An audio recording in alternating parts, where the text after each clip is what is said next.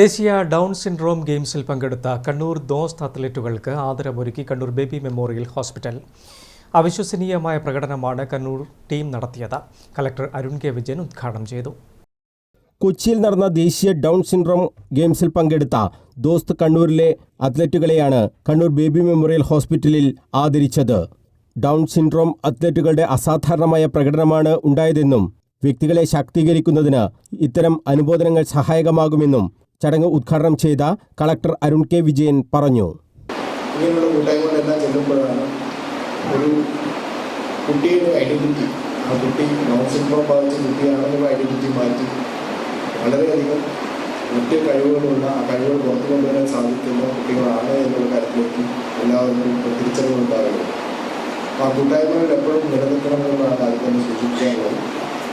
ഇവിടെ ഇരിക്കുന്ന എൻ്റെ മുന്നിലുള്ള മിക്കമാരും മിടുക്കരായിട്ടുള്ള കുട്ടികൾ അവരൊരിക്കലും അവരുടെ ലേബൽ ഡൗൺ സിൻഡ്രോം ബാധിച്ച കുട്ടികളായിട്ട് മാത്രം ചുരുങ്ങിപ്പോകും. അപ്പോൾ അതുകൊണ്ട് തന്നെയാണ് ഇവിടെ ഇന്ന് നമ്മൾക്ക് ആദരിക്കുന്ന കുട്ടികളെല്ലാം സ്പോർട്സ് മീറ്റിൻ്റെ സമ്മാനം നേടിയ കുട്ടികളാണ്. അത്ലറ്റുകളുടെ അർപ്പണബോധത്തെയും മനോവീര്യത്തെയും അംഗീകരിക്കുക എന്ന ലക്ഷ്യത്തോടു കൂടിയാണ് ഇത്തരമൊരു പരിപാടി സംഘടിപ്പിച്ചതെന്ന് baby memorial hospital CEO Niroop Mundiyadan പറഞ്ഞു. ഇതുപോലുള്ള ഒരു സംഘടനയായി ചേർന്ന് ചേർന്നുകൊണ്ട് സമൂഹത്തിലേക്ക് ഈ കുട്ടികളെ കൂട്ടിക്കൊണ്ടുവരാൻ വേണ്ടിയിട്ട് ബേബി മെമ്മോറിയൽ ഹോസ്പിറ്റലിലും ഇതുപോലത്തെ പ്രോഗ്രാം സംഘടിപ്പിക്കാൻ സാധിക്കുന്നു എന്നുള്ള അഭിമാനം കൂടിയുണ്ട്. നമ്മുടെ ഈ പ്രിയപ്പെട്ട കുട്ടികളെ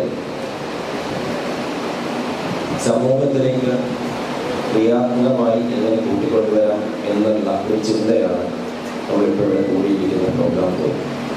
സാമൂഹ്യ പ്രവർത്തകൻ Najeemuddeen Pilathara Kannur image mobiles and computers sponsor ചെയ്ത സമ്മാനങ്ങൾ അത്ലറ്റുകൾക്ക് നൽകി.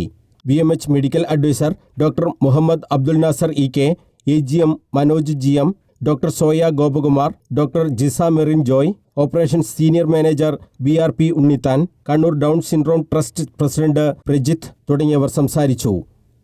News bureau, Kannur.